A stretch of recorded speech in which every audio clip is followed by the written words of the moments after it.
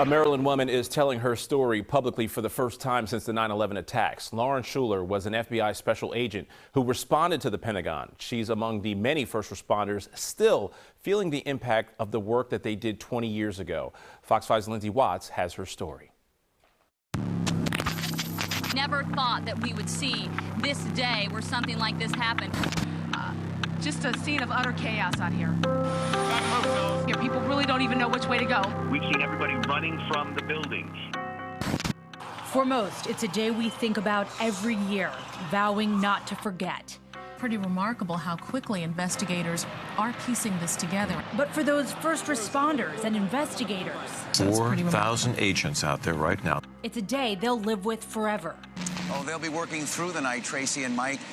I tried not to let it bother me over the years until the last 5 or so years where I've had to think about what was happening. Lauren Schuler was an FBI special agent out of Baltimore. The real work is going on inside. Among those inside the Pentagon on September 12th. They were able to find these black boxes. She was part of the team that found the black box from the plane. He said the workers who are working in that area were working in very delicate and dangerous surroundings. We found identification for that at least one of the terrorists had used. She also helped recover those who didn't survive.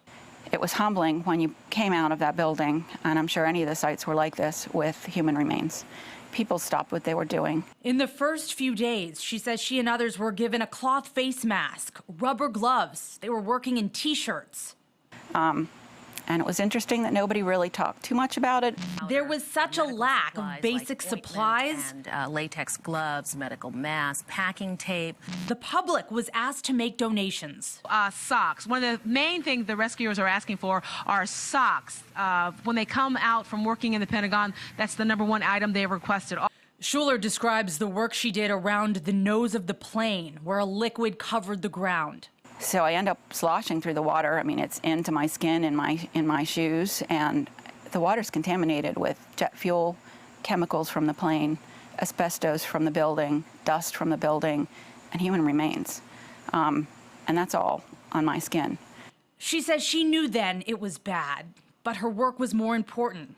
And it wasn't until more than 15 years later she had to face the true impact. I had pancreatitis and I had kidney failure. A shock that led to one much bigger. At 49 years old, a mom of 2 young kids, she was diagnosed with an incurable blood cancer, multiple myeloma. She did a Google search because she hadn't heard of it. Brought up a lot of articles about first responders from 9/11. She learned about the FBI agents who were already gone, among them Bob Roth. Bob survived 18 months after being diagnosed in 2006. Wesley Yu battled it for 10 years.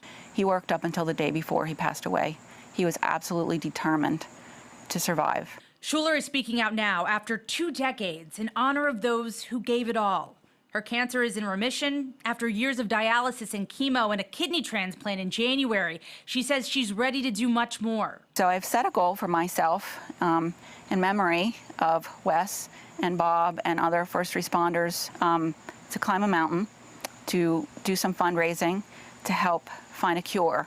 She plans to do it through the charity Moving Mountains for Multiple Myeloma, training to make a climb next year. You know, I want those people to be remembered.